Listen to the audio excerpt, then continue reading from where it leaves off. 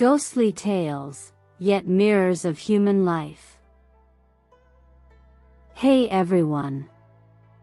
Welcome to Encountering Chinese, Ghostly Tales from Zhai. Today, I'm going to tell you a story called Lin. In the city of Jinan, there was a man named Qianqi, who was frivolous by nature and enjoyed frequenting brothels. His wife, Lin, was both beautiful and virtuous. She often gently urged her husband to stay away from such places, but Qianqi refused to listen. One year, northern rebels invaded Jinan, and Lin was taken captive. That evening, as the troops settled for the night, a soldier attempted to assault her. Lin feigned compliance, and as soon as the soldier tied his sword to the bedpost, she seized the sword and took her own life. The soldier had no choice but to carry her body and discard it in a deserted area. The next morning, after the troops had moved on, rumors spread that Lin had died the previous night.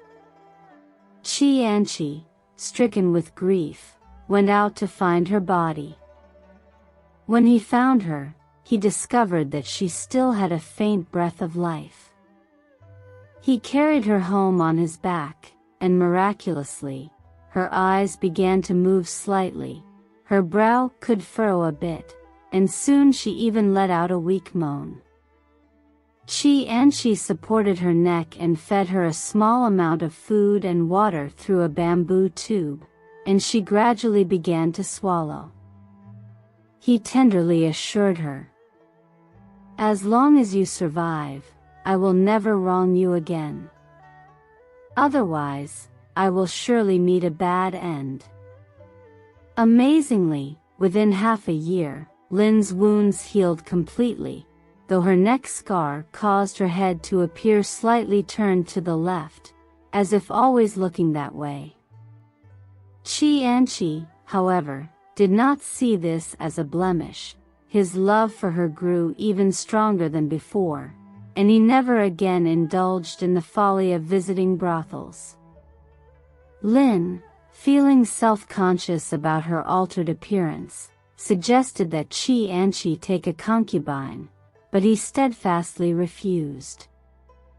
The couple lived together for several more years, but Lin was unable to conceive.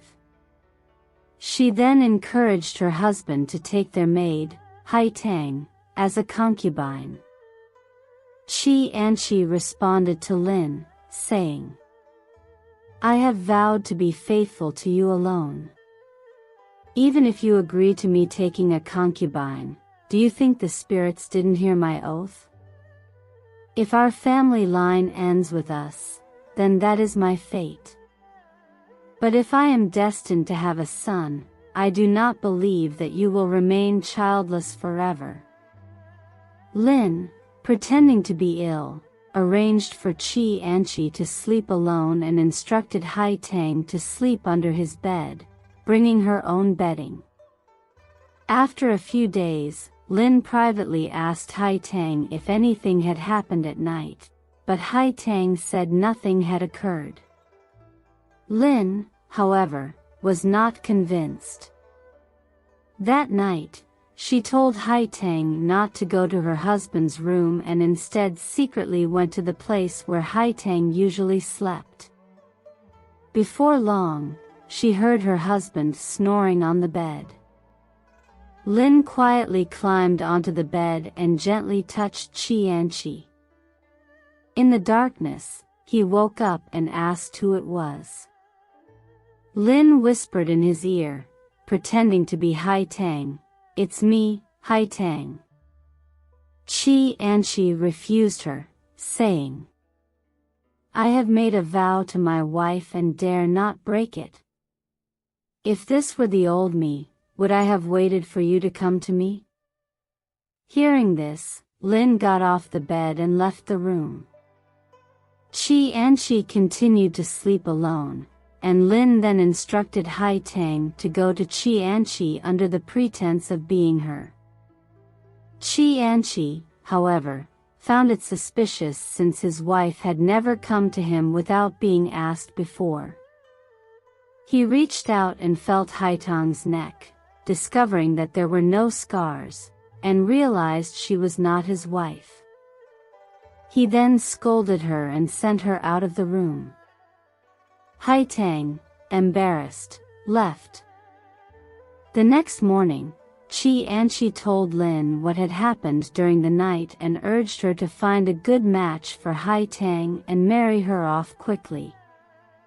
Lin smiled and said to Qi Anqi, "You don't have to be so stubborn.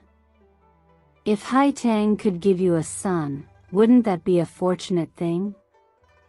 Qi Anqi replied, "If I were to break my vow, I would surely be punished by the spirits. At that point, how could I hope to carry on our family line?" The next day, Lin spoke to Qi Anqi with a smile, saying, "Farmers know that after they sow seeds, whether the field will sprout or bear fruit is unpredictable, but sowing is the foundation for growth. Tonight, the time for planting has come." Qi Anqi smiled, understanding her meaning. That evening, Lin extinguished the lamp and had Hai Tang lie in her bed. When Qi Anqi entered the room and approached the bed, he jokingly said, "The farmer has arrived. I am ashamed that my tools are inadequate, unworthy of this fine field." Hai Tang remained silent. They proceeded with the act, and afterward, Hai Tang excused herself to go to the restroom, at which point Lin replaced her in bed. From then on, whenever Hai Tang's menstrual period ended, Lin used this method, while Qi Anqi remained unaware of the arrangement. Soon after, Hai Tang showed signs of pregnancy. Lin often told her to rest and refrain from having her serve or do any chores. One day, Lin deliberately said to Qi Anqi, "I advised you to take the maid as a concubine, but you refused. What if one day she impersonated me, you were deceived, and then she became pregnant? What would you do?" Qi Anqi replied, "Then she would have tricked me. I would keep the child without hesitation and sell the mother." Hearing this, Lin became somewhat fearful and remained silent. Not long after, Hai Tang gave birth to a boy. Lin secretly hired a wet nurse and had the child raised at her mother's house.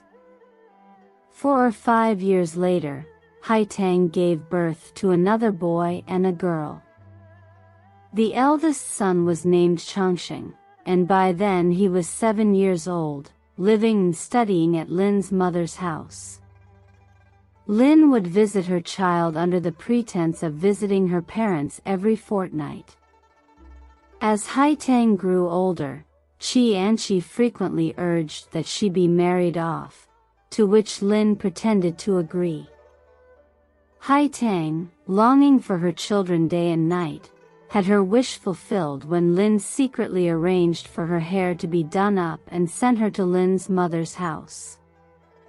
Lin told Qi Anqi, "You always say I'm reluctant to marry off Hai Tang. My mother's family has a godson, and I've now arranged for Hai Tang to marry him." A few more years passed, and the children had all grown up. As Qi Anqi's birthday was approaching, Lin prepared a feast the day before, ready to entertain guests and relatives. At this moment, Qi Anqi sighed and said, "Time flies so fast, half my life has already passed in the blink of an eye. Fortunately, everyone in the family is healthy now, and we don't have to worry about freezing or starving. The only thing missing is a son." Lin replied, "You've always been stubborn, never willing to listen to me. So, who can you blame now? But if you want a son, or even two, that's not difficult." Zhai joked, "Since you say it's not difficult, how about giving me 2 sons tomorrow?" Lin replied, "That can be easily arranged." The next morning, Lin instructed the servants to prepare the carriage, and she drove to her mother's house. She dressed the children neatly and then brought them back home in the carriage.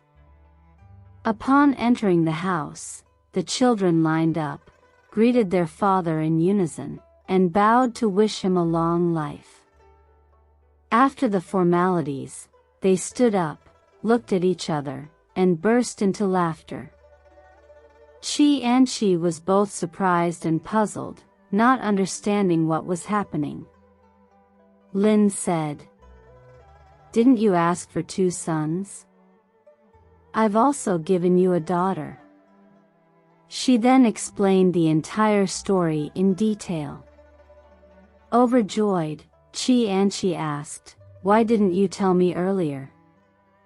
Lin replied, "I wanted to tell you earlier, but I was worried you might sell their mother. Now that the children have grown up, how could you send Haitang away?" Zhai was deeply moved and shed tears of joy. He then brought Haitang back, and they lived together in harmony until old age. Indeed, there have been many virtuous women throughout history, but someone like Lin can truly be called a sage. Alright. That's all for today's ghostly tale, Lin. If you enjoyed it, please give it a thumbs up and subscribe. Please also encourage everyone to comment and share more. We'll see you in the next episode.